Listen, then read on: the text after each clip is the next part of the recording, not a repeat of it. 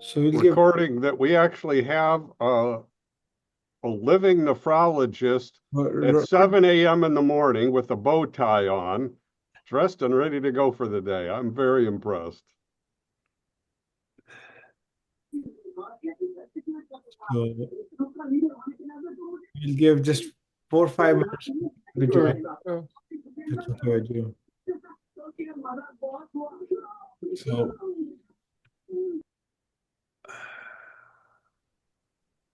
uh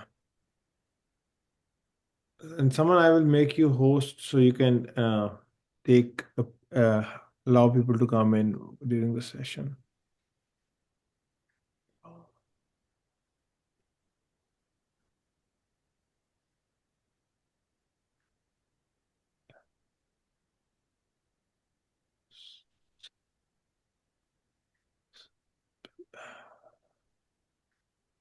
Hmm.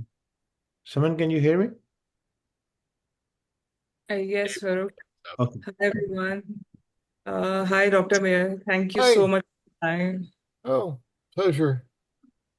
Okay. Now your host, and you'll just wait for 2 or 3 minutes, and then it'll get started.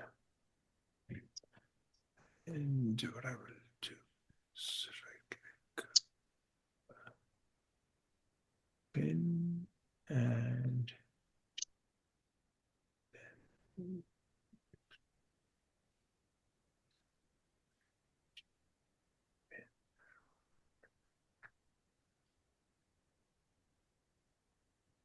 second.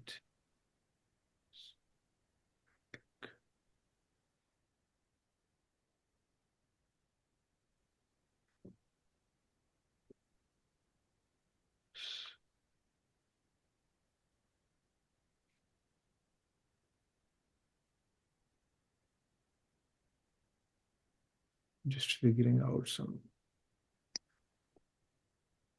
And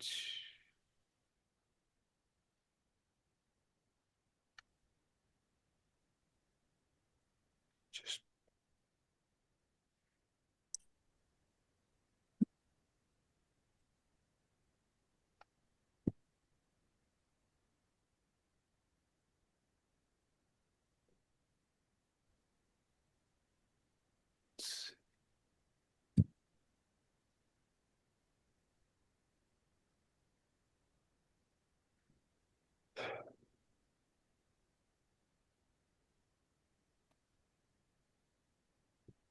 more second.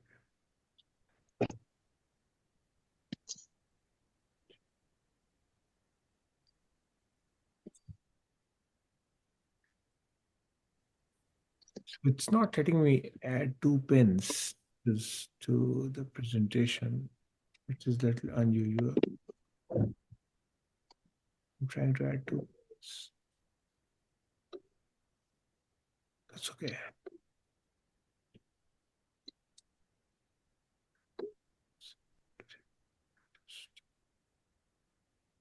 Speaker view. Okay. So please, everybody else can go on a mute. We will get started.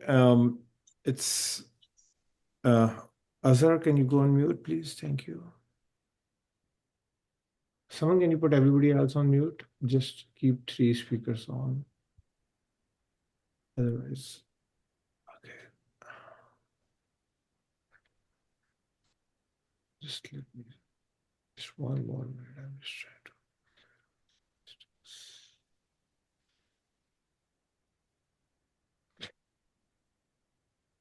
Okay. So let's get started. I think we have enough audience. Dr. Meyer, we have some patients here. I can see Dr. Salman Imtiaz, who is one of our leading nephrologists from Karachi. I can see probably a doctor from Dallas, and we have a good mix, and we have a lot of engineers who want to hear and learn from you. And we have all 3 categories. We have nursing experts. Anjum is here. They all are looking for wisdom from you. Before I get into, we are lucky to have 2 legends here. One is Dr. Meyer, who has been treating patients from the big, all the way for many, many years. and has been teaching as well. And second person we have is Rod Kenley, who has been here for designing from first CAPD commercial system in a collapsible bags to first APD system. And Doug, we are lucky to have Doug here as well, who was part of all the journey with him, and world's first home hemodialysis machine. All of that has been. I'm lucky to be part of this call and with these two people. Before further delay, I will let Rod take over and start the interview with Dr. Myers. Okay, thanks, Farouk. And yeah, we're very honored to have Dr. Meyer here to help us understand some of the history and clinical aspects of peritoneal dialysis for all of our edification. Just a quick further introduction for myself. I was with Baxter in the late 70s when I was asked to look for new products, and I did a little road trip when I went to Northwest Kidney Center and then to University of Missouri in Austin, Texas, where I learned about CAPD for the first time from the earliest pioneers. And I came back to Baxter with the thought that that's a product line that made sense for them because they were experts in making sterile fluid in plastic bags, which is what really was necessary. And so that started the development of CAPD, which was launched then in 1979. So after that, we continued to try to expand the marketplace for CAPD until we reached about 15% of all patients in the mid-80s, and then it started to plateau. And we realized that the daily exchanges were causing people to burn out. Peritonitis was still an issue. Adequacy was something of an issue.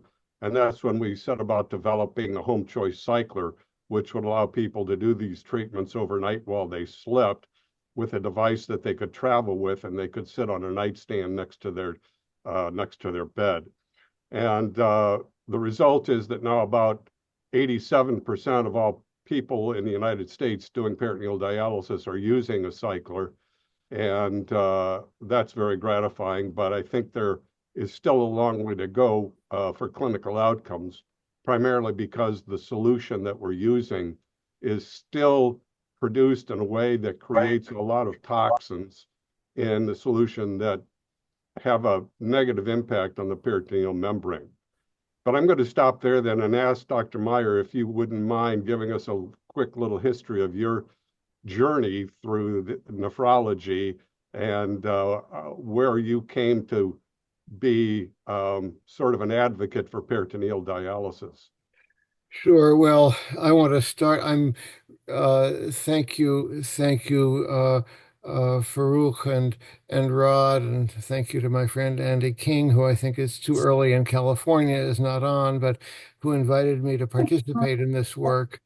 Um, I want to say first, Rod, I'm really very honored to be working with you, and this reminds me of a dinner meeting I was at. It was at one of the national meetings, and it was at some hotel somewhere. I think it was somewhere I'm not sure where it was, maybe in Missouri. And I was sitting across from somebody, and we introduced ourselves to each other. And he said, "I'm Jack. I'm from Texas." And I said, "Oh, what's your last name?" He said, "Moncrief." I said, "You're Jack Moncrief?" I mean, I had read the Moncrief and Popovich articles, and here I was sitting across the table from this legend. So when I hear you talk about the fact that you were in on it, even that you actually thought of it as something that Baxter should be doing, because Baxter really got it going, I think that's wow. That's very impressive. Um, and your involvement sort of, I mean, that's a I came into the field. So first of all, I was a medical student from 1978 to 1982, and I was interested in nephrology for the same immature reason that a lot of medical students are, that the physiology is fascinating. Um, and then I arrived at what was then New England Medical Center, Tufts Medical Center now, and I had been brought up to think, I come from a physician family, and I had been brought up to think that long-term relationships between physicians and patients were valuable and were important. And um, I remember the day I was early in my internship where I remember where we were standing in the hallway when Dr. Andy Levy, who became my most important mentor, came by. He wasn't the doctor in charge of the inpatients that month. He was just coming to check in on one of his dialysis patients who was in the hospital.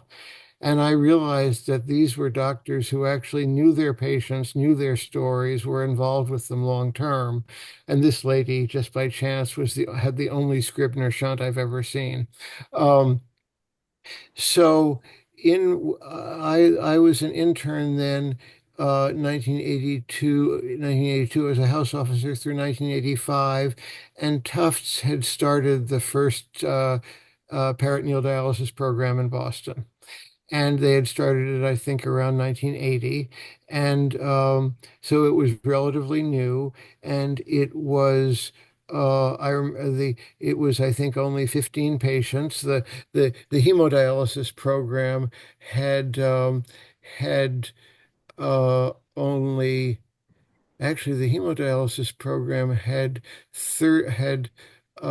30 patients, so their peritoneal program was actually a third of their patients, um, and um, it was the young, healthy people. It was the really the independent people, and I remember that Andy taught me that home dialysis was really the best dialysis, and um, I'm obedient and I swallowed that story. Uh, but I think it's true. I think it's true for most people. There, in my experience, there's a minority of people who have nobody else in the world, who have nothing at home, who have miserable homes, and for whom coming to in-center hemodialysis is actually their one social activity, and who value it for that reason. But with that exception, I think almost everybody else is uh, is better off doing dialysis at home. And I really view the where you do it as the dominant decision, and then it's how do you do it. And the what I, you know what I've the way I've come to think about peritoneal dialysis is that, first of all, when I talk to patients about dialysis, I I say, look, that dialysis does two things. It cleans the blood, and it takes off excess water. I don't get into the salt and water complexity. In talking to patients, I just say water. And um, and to do that, we have to get the blood into contact with clean fluid, and we can either do that inside your body or outside your body. Uh, and inside your body, there's actually a built-in membrane that we can use, and that's the lining of your abdomen. Or we could circulate your blood outside the body, and that's in the United States. This is a reference to the political history of the United States. I call that affirmative action for peritoneal dialysis. That is trying to give it a boost because it's so neglected and so underused, and because I think a lot of doctors and nurses think of it as sham dialysis. So I introduced peritoneal dialysis first, and um, I think what I think is so important about it as a therapy is that, first of all, it stays out of the circulation. And in my not so humble opinion, I think anybody who has any kind of prosthetic device anywhere else in the body should do peritoneal dialysis first, because once you get a prosthetic joint or any other device infected, you can't eradicate the infection without removing the device. In Pakistan, you may not have so many people with various cardiac or vascular or joint prostheses running around, but we have a fair number. So it stays out of the bloodstream. Um, and uh, and certainly if the choice is a hemodialysis catheter, that's a major advantage. And it's hemodynamically stable. And I think that's also a big advantage. And it's also, I think people feel better because of this with hemodialysis, as I explained to patients. You all know this, I think. We literally wash people out. Now, if you can do that with frequent home hemodialysis or with nocturnal home hemodialysis, that's wonderful. And then perhaps you can avoid the exhaustion. But it was shown years ago that if you ask hemodialysis patients how long it takes them to recover from their treatments, on average, they may say 6 to 8 hours for routine 3 times a week hemodialysis. And there's no recovery time for peritoneal dialysis. Um, the and the So gentle stays out of the circulation. Uh, and another factor for me is that peritoneal dialysis, if you have reasonable access to somebody who can place the catheter, really allows you to put off the decision. If you have a fair certainty that that abdomen is going to work, then you can put the catheter in 3 weeks before you're going to use it full bore, patient standing up. You can use it immediately with the patient flat on his back, and that's a great advantage if you're trying to eke the last months out of kidneys, and that which is something that I try to do. The average GFR at dialysis initiation in the United States is probably just below 10 now, but in my view, I think many people don't need to start, aren't ill from kidney failure until the GFR is down to 5 or so. There are a number of people who get sick between 5 and 10. I just had the exception in my practice, somebody whom I could not persuade to do PD, who went on hemodialysis and got sick enough at a GFR of 15 that I started her, and she feels better.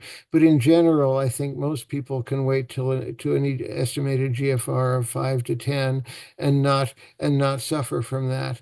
And if you can put the decision off and place the peritoneal catheter pretty much when it's needed, then you can allow a lot of people to live out their lives. Older people who will die of intercurrent vascular disease, and you don't use up resources and don't make the patient miserable by fussing about a vascular access. So, and then finally, in the United States, this looms increasingly large. Going back and forth to a hemodialysis facility 3 times a week is not a trivial enterprise. It became really difficult during the pandemic, but with traffic now, it can be a real challenge. And one of the things that torments not only our hemodialysis patients, but our nurses, is dealing with the transportation that doesn't show up, and the patient whose transportation is late. So doing treatments at home, I think, has a major advantage. Some of you may know the name of Stephen Guest, who was a nephrologist who worked with Baxter for many years and unfortunately died a couple of years ago. But Steve was a major advocate of the idea of rapid start peritoneal dialysis, that you put a catheter in and you use it right away with suitable precautions to avoid leaks. And what Steve used to say, he would go into actually, I think he was describing another nephrologist, but he said this: you go into the emergency ward and you stand by the patient's bed and you say, "Do you have a home?" do you have an abdomen? And if you have a home and you have an abdomen, you can do peritoneal dialysis. Now, of course, there's the caveat that if your abdomen has been scarred by previous uh, multiple previous operations, maybe you can't. But in fact, you almost never know without trying, and you have to persuade the surgeon that it's worth going in and trying. Um, and um, my other standard that I set when I try to explain how easy the therapy is I ask people, can you put the cap on a pen without getting ink on your fingers? And I say, if you can put the cap on the pen without getting ink on your fingers, then you can make that you can take the mini cap off and make that one connection that's needed. Now, with an assist device, maybe you can even do it with shaky hands. Unfortunately, assist devices are not readily available in the United States, at least. And I saw that somebody a chat item popped up, and somebody said that assisted PD works well in the UK. That's something that I'm very interested in learning more about your experience, because we've had a pilot program. My colleague Caroline Shu has been running this. It was been funded with grant funding, and we've had a few patients in whom assisted PD has really been very helpful. And I'm interested in other people's experiences about that. I do think that one of the issues in the United States in that regard is that simply having the offer of assisted PD available, being able to say that it's there, may lower the threshold. The big problem in this country is persuading people to try home dialysis, that particularly for those people who have already been exposed to hemodialysis and realize that it's technically complicated, they're terrified of doing anything at home. Even for people whom we get to before they need dialysis, there are an awful lot of people who who are too afraid. Um, and I think, and the way I've always tried to overcome this is by introducing them to the nurses and saying, look, these nurses are devoting their lives to home dialysis. It's a matter of who they are. For this to work for you and for you not to get in trouble. They will not let you go home until it's safe for you to go home. And it's my experience that once the nurse and the patient get face to face, that very frequently the nurse can make the patient and the family feel confident enough that they will take what they perceive as the risk. And what I don't see it as such a big risk. The worst thing that will happen is that you'll get peritonitis repeatedly, and we'll say this isn't working. Um, the but I think that beyond that, being able to say, and not only is there somebody on call 24 hours a day, 7 days a week, but we also have somebody who can come into your house and help you. I think that's a big additional help. And we also find, the standard of care in this country is that the nurses make a home visit to the patient's home, at least as before beginning treatment, and then we try to go at least once a year. But having additional people who can go into the home is very valuable for having eyes and ears.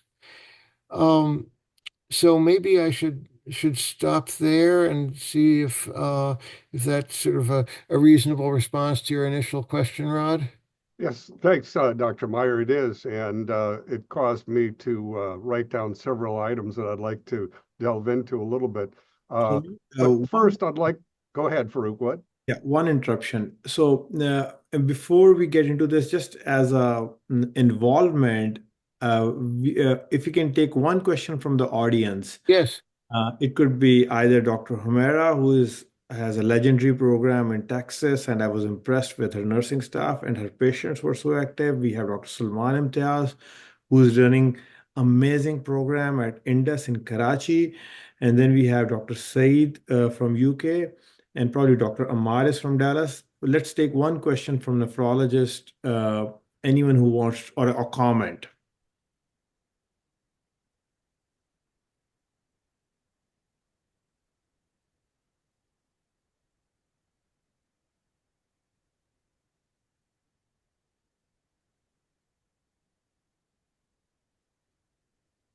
Looks like we should pursue the conversation a little bit more. I'm sure it will trigger some more questions as we get into some of the issues here a little bit. Thank you. I'd like to remind everybody, first of all, there's always been a controversy about what percentage of all patients are capable of doing home peritoneal dialysis. And I think we know that the percentage is way higher than it is in the United States, because we see a country like Hong Kong at over 70%, or Mexico at over 60%. Guatemala is like 56%. So we know that the ceiling is much higher than we're experiencing here in the US, where only about 12.5% of our patients are doing PD. So we might wonder why that is. And I'd like to remind everybody that of some of the history here. When I first started visiting Northwest Kidney Center, which most people think of as the sort of the birthplace of hemodialysis, it also was really the epicenter of peritoneal dialysis in the 60s and early 70s. They had some of the earliest practitioners of PD and APD there, like Fred Bean and Henry Tankoff, who developed some of the first online sterile fluid generating PD machines. But first and foremost, they were very huge proponents of home dialysis of any kind. First, because they had no choice, because there were no clinics really around. And so they trained their patients to do home hemo. So would surprise a lot of people to know that in 1982, just before the government in the United States implemented the first composite rate, which means that instead of paying fee for service for every line item, they said, here's one number that we're going to reimburse. And if your costs are less than that, you make a profit. If they're higher than that, sorry, you lose money. But at the time where that was implemented, 42% of the patients in the United States were doing home dialysis. A lot of them were doing most of them were doing home hemo, because we had just launched CAPD in 79. But that composite rate triggered a profit incentive that drove a lot of clinics, providers, to develop in-center hemodialysis units, and caused them to favor in-center hemodialysis, mostly for economic reasons. And when you look at the history of the United States dialysis programs, it's been driven largely by economics, because at the time where erythropoietin was a decision was made to reimburse for erythropoietin in 89, I believe there were 17% of all patients on PD. But because that became a huge profit center for these clinics, that dropped to 6% of all patients on PD in 2006. Then once EPO was rolled into the composite rate, that was announced in late 2008, but it wasn't implemented until 2011. Once that was known, people started moving more patients to home PD. Now it's grown, it's doubled basically from 6% to 12%. Now we see in 2019, the Trump administration implemented this ETC program, which is aimed at economically incentivizing home dialysis and transplantation. And now we're seeing some big stimulus for PD. So unfortunately, I hope that Pakistan and other countries don't follow the U.S. experience where they allow economics to inappropriately drive modality decisions. I think we're finally getting to that place here in the United States. Rod, could I react with a question? Please. Because there's one, I mean, your summary sounds right to me, but there's one additional wrinkle, and that is that at least, I work with a nonprofit dialysis provider, Dialysis Clinic Incorporated, which has been around since 1973, and the uh, what I for us, and in certain settings, peritoneal dialysis can be less expensive to provide for the provider. And actually for us in our programs in Boston, peritoneal dialysis is our economic lifeline, because we can, the dialysis program in the United States, I like to say, is very broad and very shallow. In places let's say in Western Europe, and I think also in Japan, I think they put a lot more money. The society puts a lot more money into paying for dialysis per patient, and patients are more narrowly selected. In this country, actually, anybody who needs dialysis can get it, and some who would be better off not being dialyzed.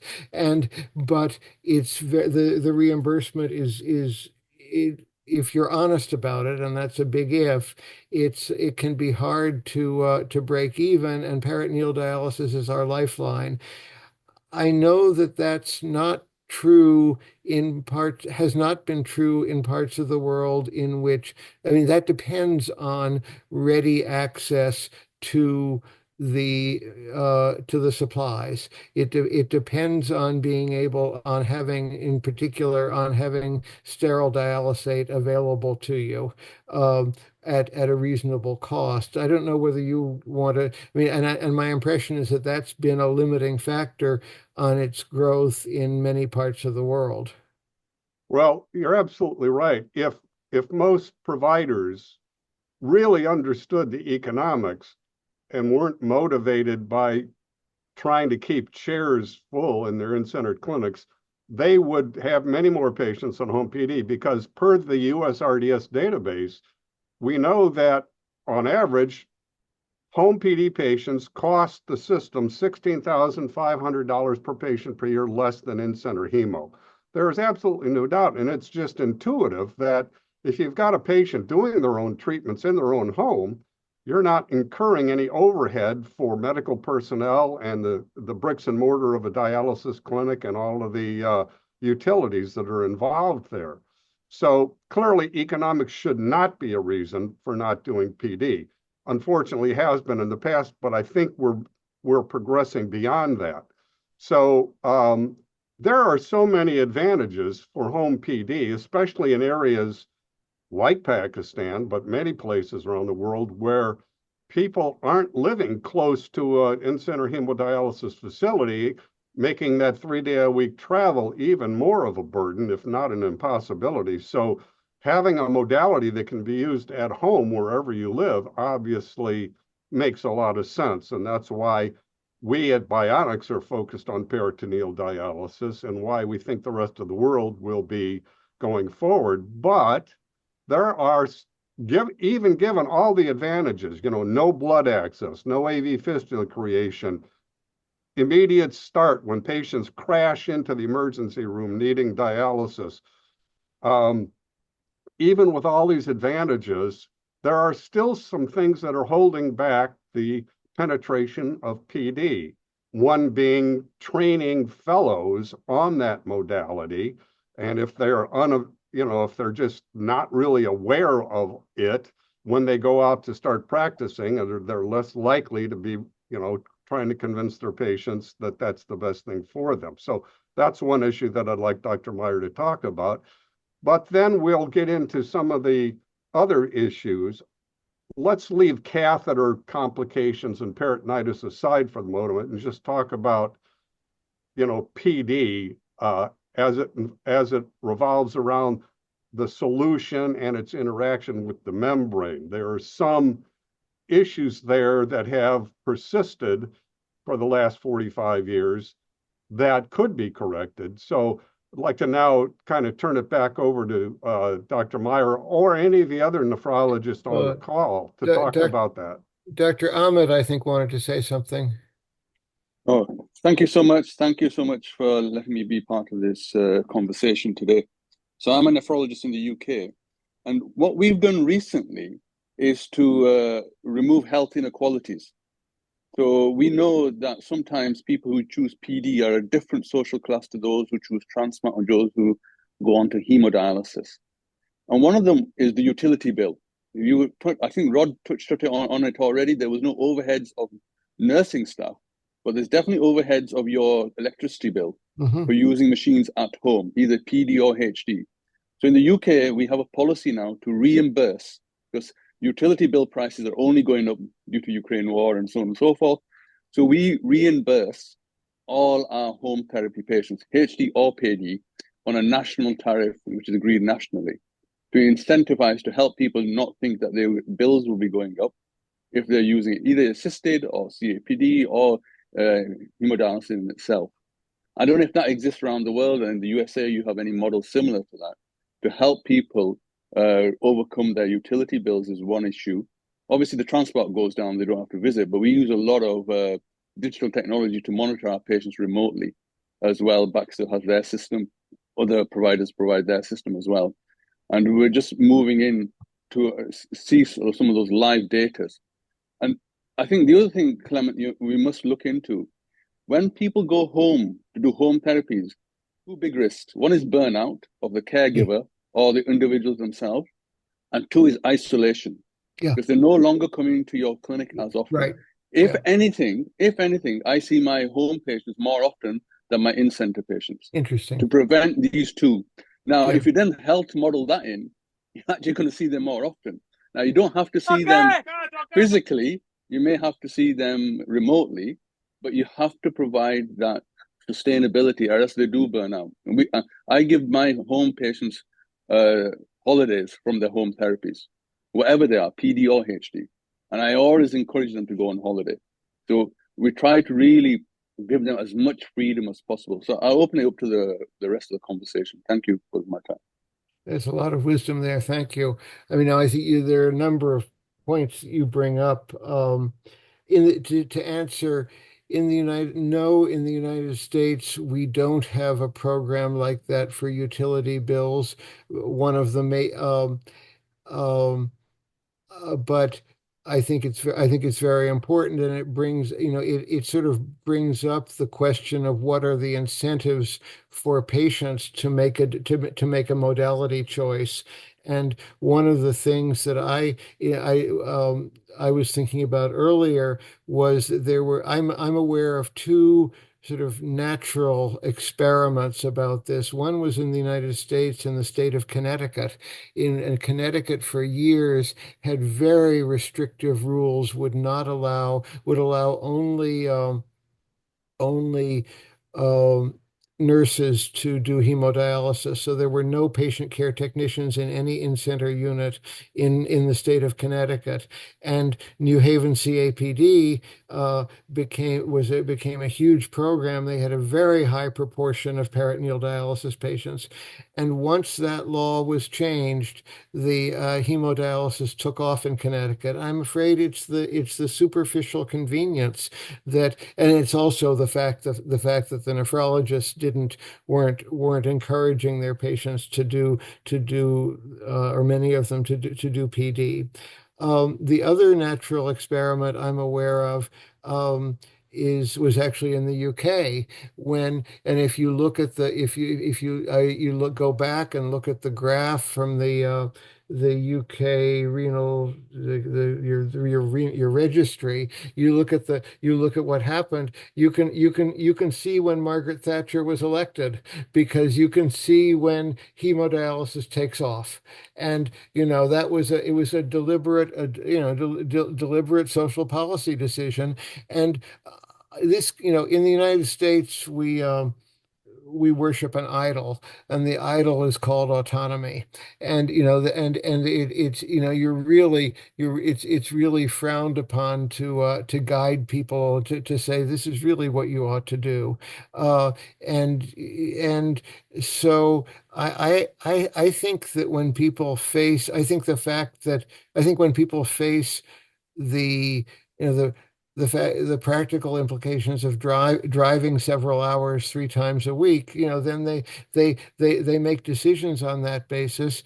The problem that we get into with inequities is, do we use, and this is really not a physician level issue, so maybe we don't have to worry about it so much as a social policy issue, is how much do you use economic incentives? Because although helping poor people with their utility bills is clearly the right thing to do, on the other hand, when you exert economic incentives, you disproportionately affect the poorer people. It's more important to them, but is still a leg up. Saeed, you wanted to say something more?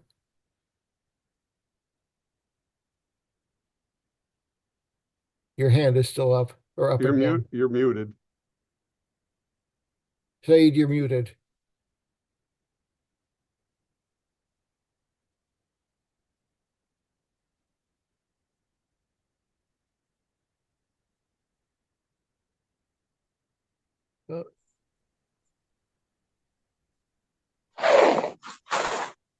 What should we do?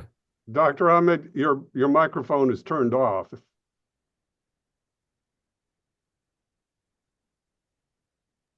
Sorry, guys, I'll come back.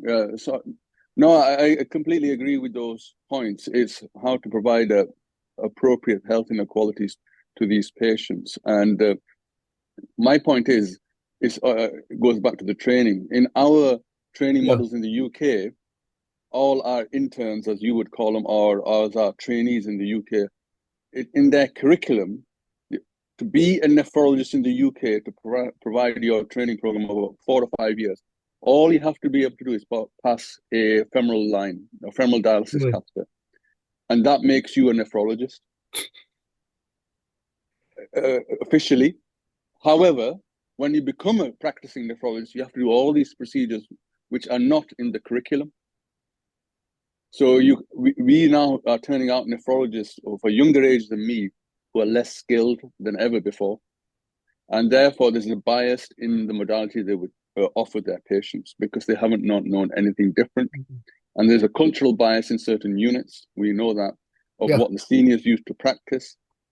So we are really pushing the field as a postgraduate training in people to be able to do the practical skills of nephrology, because under undergraduate or in training programs, those skills do not exist. In the UK, I'm talking about. So this brings together two things. One is it brings to it the practice. Somebody also mentioned nephrologists placing peritoneal catheters. So as far as training overall is concerned, in the United States, the way this works is you have 3 years of internal medicine, then you go to your subspecialty. And that's where in the United States the problem is that most fellowship programs don't have big peritoneal dialysis programs, and when they do, even if they do, they're not efficient about exposing the fellows to them. And this is one of the things I think that we're most proud of in our Tufts Fellowship program, that we make sure that the fellows get exposed to peritoneal dialysis. Every fellow is paired with one of the staff physicians and has a peritoneal dialysis clinic, generally of at least 5 patients patients whom they follow longitudinally for at least a year, and they see them every month. They're encouraged to go on a home visit with the nurse. They're encouraged to spend time with the nurses when the nurses are training patients, and as a consequence, our our fellows come out very confident with and wanting to promote peritoneal dialysis because they see the patients, they see how they have, and our PD clinic in our center is sort of like it's like a party. Everybody, the patients come in, they're generally happy. It's like a family reunion. Now, there's somebody's opinion just popped up about saying it's safer to have surgeons do the catheters, and I will say I have never placed a peritoneal catheter, and I think that in Boston, where what I say that we have so many nephrologists in Boston that we're standing around waiting to dialyze each other. We have too many doctors and too many specialists. I think in a place like Boston, it's rational to have surgeons place the catheters. Now, I will say that we went through an interesting experiment with having interventional radiology place it, and during the pandemic, when they shut down access to the operating rooms, I firmly believe that I think with the appropriate experience, if you have enough volume, I'm sure a nephrologist can get very good. I think an interventional radiologist can get very good. I think that if your goal is to maximize the number of working peritoneal catheters, really get everybody onto PD whom you can get onto PD, having a surgeon who's able to do laparoscopy is an important resource. I do not think that everybody needs laparoscopy to place a PD catheter. When for many years all we had in our center was the traditional, what they call open, which is in fact the least invasive, where they just make a little small incisions and put the catheter in essentially blind, and that works fine in an abdomen that hasn't been disturbed and in an abdomen that doesn't have a really active omentum that gobbles the catheter up. But if the catheter doesn't work, and then having the surgeon who can go back and look with a laparoscope is very valuable. So in short, I think that I I think that if you're in an area, and the other thing is, do you have a willing and interested surgeon? And that's a major point. If you have a surgeon for whom who yawns over the peritoneal catheters, for whom the peritoneal catheter is what she does after she's done everything else and can't find any big operations to do, that's no good. But if you have a surgeon who's enthusiastic and who sees that this is important, I think that they can accumulate experience. I don't have a basis for knowing how frequently a nephrologist would have to place catheters in order to do it well. I would defer to somebody like Steve Ash on that. Any other comments from the nephrologist on the session? Yes, hi. I'm Dr. Noman Tarif. And hello, Rod. How are you? Hi, Dr. Naman. And welcome, Dr. Clemens. It's great to see you and hear your talk and discussion. You're absolutely right. The catheter part and the access for the peritoneal dialysis had been a big issue for us in Pakistan. And we overcame with the help of International Society of Peritoneal Dialysis, and we had multiple seminars, workshops, and now we have in major cities people who can put in PD catheters, the nephrologists themselves, and the dedicated surgeons. And you're absolutely right. If you have a dedicated surgeon, then that's the best thing. Otherwise, if the last thing they would like to do, then there are going to be troubles there. I mean, Uh, yeah. yes. So I could One have, sorry, you go ahead. Sorry. Just one question is, do you think that the placement of catheters in your experience at your center is better with a surgeon compared to a interventional nephrologist or a radiologist, or it's all the same? So first of all, we're small. We're small. We have between 60 peritoneal dialysis patients, which is big for a big program by United States size standards. But we never have had the volume to make it for us to even to think about having a nephrologist go into this. And also, so our only experience with anybody but a surgeon was during the pandemic with interventional radiology, where in the immortal words of the interventional radiologist, I went to YouTube University this weekend. And the first guy who did it was good and but then he didn't want to have to do them all. He wanted everybody to do them. And we had somebody who was putting sutures at the exit site. It was awful. And so our experience in the end with interventional radiology was not good, but I think it's also because they didn't get enough volume. I think it comes back to getting the experience and also being willing to learn, being willing to say, I don't know as much as John Crabtree knows about this. Let me look at what he's done and learn from him. I was going to just reacting to what you said, and actually to this chat from Dr. Chowdhury. I could imagine that in a setting in which there was a lot of volume, that it might work for one or two nephrologists to get really experienced placing them, but having a relationship to a surgeon so that they could say to back you up, to say, okay, I put a catheter in, but it's not working. I need somebody to take a look with a laparoscope. That I think I could imagine that could be sort of the best of both worlds, but that's just theory. I don't know. I've never had that opportunity. So if I I need to, sorry, I just need to acknowledge that Dr. John Crabtree had uh, helped us quite a lot in terms of doing some of the webinars with us. And he was quite instrumental in making us more confident.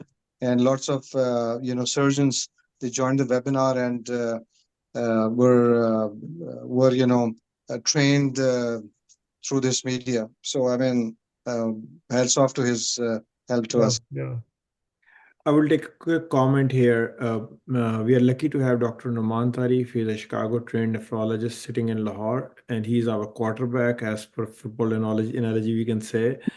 He helped us to get to 30 plus patients in Pakistan and help us sort all these issues.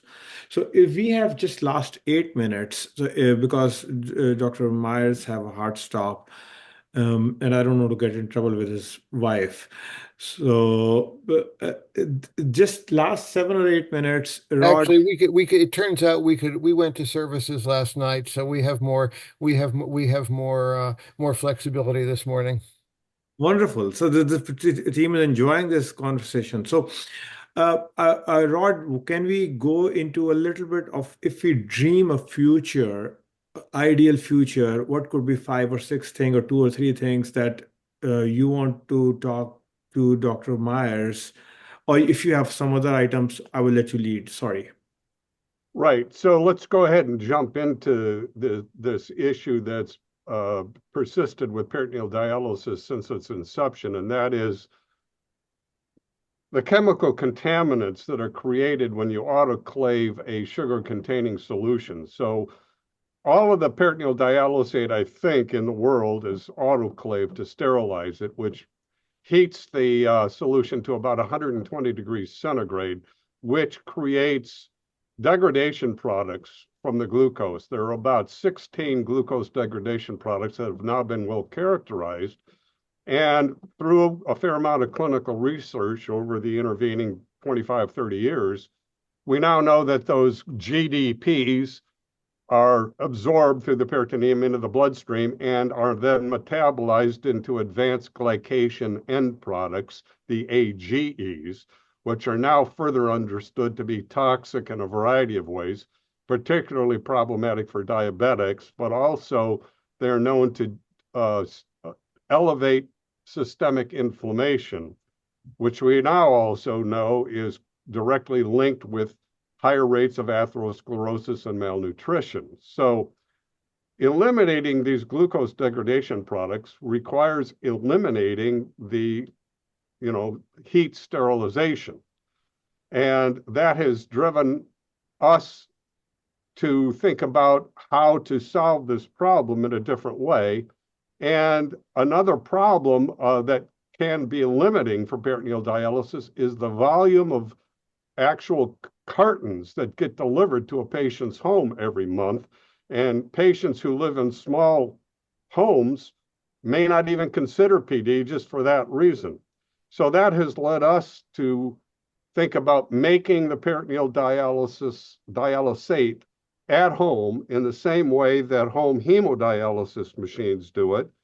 I developed a home hemo machine that was designed to do daily home hemo at a patient's residence. And so we have experience in doing this, but that also gets back to the problem that Dr. Ahmed raised with utilities, because a home hemo machine requires purified water. That requires, processing a lot of water through an RO membrane, which means you only get about 20% of the water through the membrane, 80% gets rejected. Takes a lot of electricity and a lot of water to do that.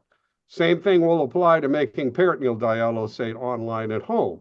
But still, we expect that the clinical outcomes are going to be significantly improved when you get rid of all these GDPs and when you can use bicarbonate instead of lactate. And by the way, lactate has been now shown to completely inactivate the macrophages in the peritoneal space. So you get rid of lactate, replace it with bicarb. Instead of putting acid in, which these companies do to slow down the degradation, the peritoneal dialysate that you put into your patients is a pH of about 5.2. Over long periods of time, this can cause sclerosis of the membrane, sometimes pain on insertion. So clearly getting rid of the acid, replacing lactate with bicarb, and being able to proportion dextrose to whatever concentration is required to give you the necessary ultrafiltration on a given treatment will therefore minimize the amount of dextrose that you expose the peritoneum to, and that gets absorbed by the patient. So all of these could be benefits of an online sterile fluid generating machine in the patient's home. So that's the direction we're headed. And I'd like to now ask Dr. Meyers his impressions of how successful he thinks that could be, what impediments he sees, or any of the other participants in the discussion. I think that's amazing. I mean, that's what we all fantasize about in peritoneal dialysis. I mean, and I brushed over it, but the fact is that peritoneal although it is in the short term, it's much easier for patients. Peritoneal dialysis, the way we do it with the fluid that we use now, is unphysiologic, and they're putting these high concentrations of dextrose into the abdomen, and not to speak, and also the with all the chemical breakdown products, it's rare to see somebody on peritoneal dialysis for decades. Now, in the United States, that's partly because people go to transplant, but even it's just so I think that this is extraordinarily important if you can make it work. Dr. Chaudhry, do you have any thoughts about that? I think I make it a point to always have like not 24-hour PD. I always like to have a period of time where there is no fluid, because I think when the two PD membranes are approximated, they do a lot of housekeeping. And because I think there are some literature reports about peritonitis even healing if you just hold the PD and having that lot of fluid, because all the infection controlling mechanism is coming from the membrane and it's not in the water. So just bringing the two membranes approximated. So I, as a general rule, always try to make sure that I give patients dry time, and I'm doing a lot of incremental PD. So the amount of volume that I'm using, and I find that incident starts, fresh patients do so much better. Some of these PD programs as PD First are bringing these people on dialysis for, 5, 6 years, oliguric, and now wanting to do PD. I find those patients hard to uh, get settled in PD. But beginning with PD, I think you make a huge difference. And I'm able to maintain urine output. I think even at 10 years, urine output of 2 liters. So I think when you do PD is also very important. I think sometimes with all this, push for PD, we are choosing the wrong patients, and sometimes it doesn't work in these hemo to PD transfers after many, many years. I think it works best in the beginning. And I would add a little more to this question. When you say zero fluid, is it like 100 ml, 200 ml, or absolute zero? Because some patients complain about absolutely dryness. And I would like to add a few more questions just to load this up as PD holiday questions. Now over to you, sir. Dr. Chowdhury, did you want to respond to that? Well, most of it will get absorbed anyway, so it will become hopefully zero in a little while. So what I'm saying is that the membranes need to be, but I don't know how to prove it. But I do think that that will play a role in prevention of peritonitis. To not, I mean, I don't know what your experience is, because I think my experience with this, I worked back in the late 80s with a microbiologist-centered nephrologist in Minnesota who was very intent on exploring these sorts of issues. And what we discovered is that absolutely any period of time that the patients can be dry is important, because the macrophages and the other white cells involved in infection prevention need to be on a surface. They can't be planktonic to do their job. So they have to crawl around on the surface of the membrane in order to engage the bacteria. And also chemotaxis is a very important aspect of this. There are these chemotactic, in other words, signals that come from the bacteria that are sensed by the macrophages that draw them to where the bacteria are. That simply doesn't work when you've got 2 liters of fluid sloshing around in the peritoneum. So we have known for decades that any period of time that the patients can be dry is very beneficial to reducing peritonitis. Anytime you can get rid of the lactate, that's going to be beneficial as well. And Farouk mentioned the residual volume. We also have experienced, again, over the last several decades, that it's a benefit to leave 200 to 400 cc's in there as a lubricant, because if you go absolutely dry, he's right, there is some discomfort experienced there. And I think you're right, Dr. Chaudhry, even if you leave a residual amount in there for lubrication for the first hour or two, that will get absorbed, but they will, acclimate slowly. And I think that will ease some of the pain. Now, leaving patients dry, of course, is predicated on still being able to deliver adequate toxin removal. So this is where sort of high efficiency nightly peritoneal is beneficial. If we have a system that can make a lot of fluid at about the same cost as when you buy it in bags, you could be using 18 or 20 liters overnight in a more rapid tidal sort of modality, where you can increase your clearances to the point where now you can leave the patients dry without degrading the toxin clearance properties. So that's been my experience. I'd like to know Dr. Meyers' experience in that. Well, this is fascinating. I don't. So first of all, Dr. Chaudhry, I have to say that what you say, sort of my I've had an intuition about this, which the intuition is that I think about that when we do peritoneal dialysis, we paralyze the peritoneum's ability to protect itself. I hadn't thought about, and in particular, we make it, I think, impossible for the omentum to wall off microperforations. But I'd never thought of this before, and I don't know whether you've experimented with this. Maybe when somebody has early peritonitis, if the patient is well dialyzed, maybe we should just leave them dry while we've been in the habit of giving intraperitoneal antibiotics. Maybe you could still do that, but then drain. What do you think? Do you think it helps to shorten the course? I have personally seen it. I don't know. Can you hear me? Yes, Yeah. I have in a patient who was on hemo that I was transitioning to PD. He developed abdominal pain, and there was a question, based on the flush and removing the fluid. We had not yet started PD, just start post-surgical. And in that case, yes, not doing it, he got better on its own without much antibiotics. The other thing was the question about leaving volume.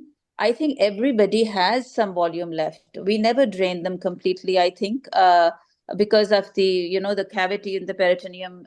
Because some patients on the cycler, when they get up and sit up and try to do a manual drain, sometimes they get some extra out. Anyway, so I think especially on the cycler, I don't think patients completely drain anyways. So there's usually some volume left behind anyways. But I mean, as a general rule, unless the patient is having pain, which is not in every patient that they get drain pain, so I think some obligate volume is left behind in the crevices of the belly in almost all patients. I don't think we ever drain them 100%. Wonderful. This is so amazing to hear. I will tell you why this is so amazing to hear, because I was a software engineer at Baxter Amia, and I was like, how much to drain, how much not to drain, where to stop the drain. And in this audience, we luckily we have not just a top nephrologist, but we have nursing staff who are warriors, like Anjum is here, Minahil is here, Dr. Atika is here, and Amir Suhail is here. They are learning how much to drain. And then we have all the software engineers, electronics engineers, and the mechanical engineers who are designing the future of these machines. Hearing from all of you, all this is priceless. We're really enjoying, and I'm feeling so lucky to have this session. But before I will go back to Rod and let him lead this. But thank you everyone for wonderful feedback. And Dr. Salman, your feedback about complete care around the remote systems is so valuable. Doug was the first person who received the cloud-based file, and I was the first person to send the file from Baxter Amia to the cloud to share source. Doug took it and replicated in 26 countries in 2009, including Europe. And now we are looking into the future of how the cloud-connected total care will be. And that is another topic by itself for another day. What we envisioned in 2009, when the word cloud was not there, now we're envisioning what should be the total care in the world of AI and a lot more connected. And that excites me so much, that I'm so happy that you're using in England what we developed. Rod and I were coding, Doug and I were coding this stuff. And our team is developing the next cloud of those care. So, but over back to you, Rods. Let's take one or two last questions, because we are well over 8 minutes, and I wanted to be mindful of Dr. Meyers' time so that he takes our call next time. Okay, well, just to return to the sort of ultimate solution to the residual problems of PD, we know it can be done. I mean, Doug and I and a large group of people developed this home hemo system in the 90s that purified the water, made sterile infusible hemodialysate that eliminated the need for any saline because we could prime and rinse back and rehydrate the patient by back filtering our ultra pure dialysate through the kidney and essentially cold filtration, sterilizing it. Now, we are in the process of developing an online sterile fluid peritoneal dialysate system to do the same thing. So technically, we know we can do it, but it involves having a water purification component that would like sit under the sink in hopefully a bathroom that's adjacent to a bedroom where the patient will be dialyzing, then sending the purified water to a bedside module that looks like a nightstand that will then mix dry chemicals with the ultra purified water, do the final step of cold filtration sterilization, and then control the in and out from the patient in the same way a cycler would, and calculate ultrafiltration. And as I said, there's many benefits. It's pH neutral, it's bicarbonate, you can dial in. In fact, we can use artificial intelligence and let the machine decide how much dextrose is needed to get how much weight has been gained by that patient since yesterday's treatment, and therefore minimize the amount of dextrose. We can use 18 liters of dialysate and do rapid cycles to minimize the amount of absorption of dextrose, et cetera, et cetera. But it means that you would have a permanent installation in a patient's home. If they want to travel, they'll still need a cycler or go on CAPD. And if there's a power failure, they'll have to revert to CAPD. And it's not a situation where you can try it and see if you like it. And if you don't like it, give it back and try something else, because there will probably be $1,500 of plumbing and electrical work that needs to be done in the patient's home. And then there is that utilities increase issue. Now, even in the United States, we know there's some charities who will reimburse for that, but Medicare does not reimburse for that. So those are the complexities. And given that, I would like to know from Dr. Meyer and anybody else who's got an opinion, what percentage of patients they think would be able or would want to be on such a system, or looking at it the other way, what percentage would sort of just not be suitable for that kind of a system?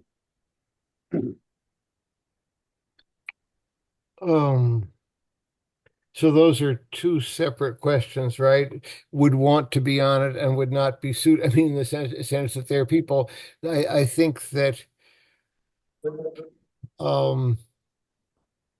I guess I see what I see the benefits of this, of what you describe as being in the long term, making it possible for more people to stay on PD because they'll if we're right, then the membrane will last longer. There will be fewer episodes of peritonitis, so people will last longer on PD. I think that if the question, I'm sorry, as to whether this would whether the availability of online fluid generation would would um, would attract patients, I think it would clearly, the staff would see the advantage to it, because it's the people who have the experience at managing working with the patients about all the supplies. I mean, they would instantly see the advantage. I think there would be there would be some patients. I mean, I guess that if the system is small enough, and if there is a source of payment for it, then, for the upfront expense, then I think people who are then people who live in cramped quarters would be could be attracted. And it's even possible in the United States, it's possible that it might turn out that that this was economical enough for the provider, that if we were allowed to, that we would absorb the cost of the plumbing and electrical work. So I the people have talked with existing technology over, as I think most of you probably know, over the years, there have been various surveys of nephrologists and dialysis nurses. What proportion of patients do you think would, could or should do peritoneal dialysis? And I think the number that people often come up with is a third. I actually think it could be higher with reference to Mexico and Hong Kong. My question has always been, I mean, in Hong Kong, where it's I think 80% peritoneal dialysis, is to what extent is that selection? And but clearly, I think we can get much higher. I guess I'm not. I think the answer to that question, Rod, is very population dependent. Um, I we're probably starting 20%, 15 or 20% on our patients on peritoneal dialysis now. With a system like this, I guess I could see it going up to 30%. I'm not sure. I want to be, I don't want to be, I don't want to be overconfident in saying that it'll solve all our problems of attracting patients. And Dr. Ahmed in the UK, were you on on the conversation when we were talking about this online sterile fluid generation, and how do you see that fitting in the UK? Thanks very much, Rod. Yes, I heard that conversation, just a temporary glitch. So for us, we have a National Institute of Clinical Excellence in the UK called NICE. So NICE will look at the health economics. We'll have experts, patients, as well as experts in the field to approve a new technology to make sure it is provided through the taxpayer-funded health economic NHS system that we have. Our issue usually is the upfront cost is prohibitory when you start making changes to people's houses, because the houses do not belong to the people. They're usually tenants and landlord-driven, usually council-driven by the government. So the building infrastructure has to be checked. So it becomes very expensive to make a change to a house when it's not owned by the individual. But having said that, if the health economics at 1 year works, where you can really look at a holistic approach of consumables, the amount of energy wasted, the CO2 and the plastics and everything like that, and look at a green nephrology point of view, that's a really big ticket winner in UK right now. So if you can make it balance or make it cheaper at 1 year due to online fluid creation, HD or PD, then that is something NICE will look favorably towards. And the upfront cost is the usual. And the other one is transition of patients is so rapid between PD, HD, and transplant.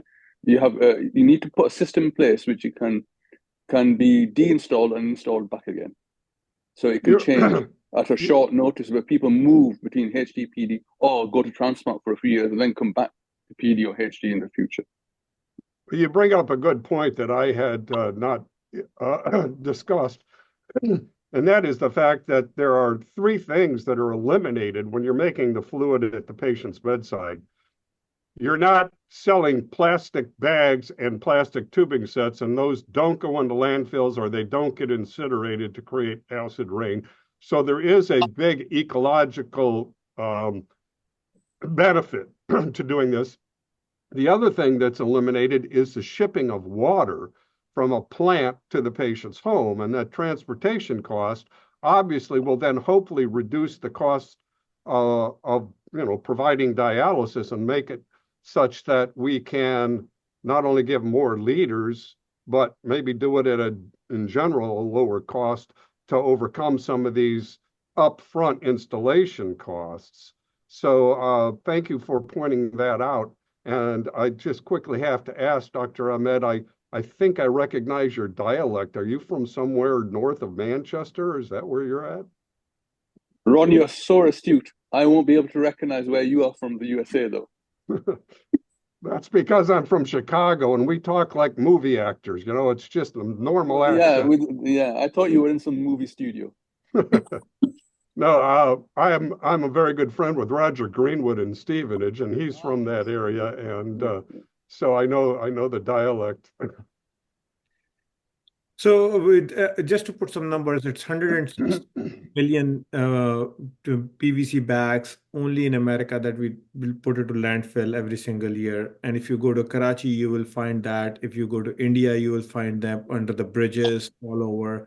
If you see the tubing set, that will be all over. It's not even properly disposed. That's one of the big major problem out there that we're trying to solve, apart from other problems.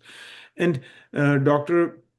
Humera mentioned another topic, which is tidal. And if you start talking about tidal, then it would be hard to stop Rod for another 3 hours. And Doug was the first person to implement tidal therapies, and they have grudged that nephrologists have not used the treatment well enough.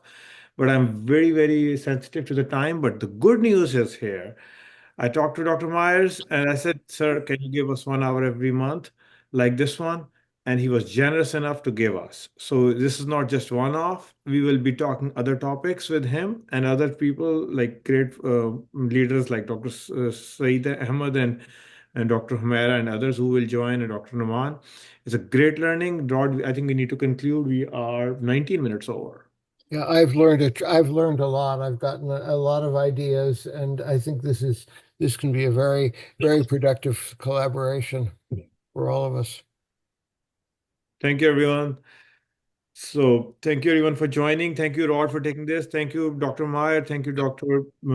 Ahmed. Thank you, Dr. Humera. Thank you, Dr. Naman and Doug and everybody and Eric who is in Pakistan and India. We have some representation from India as well and the UK and everywhere. Thank you, everyone, for joining this. We'll continue to have these wonderful sessions. Thank you. Thank you. Thank you. Yeah.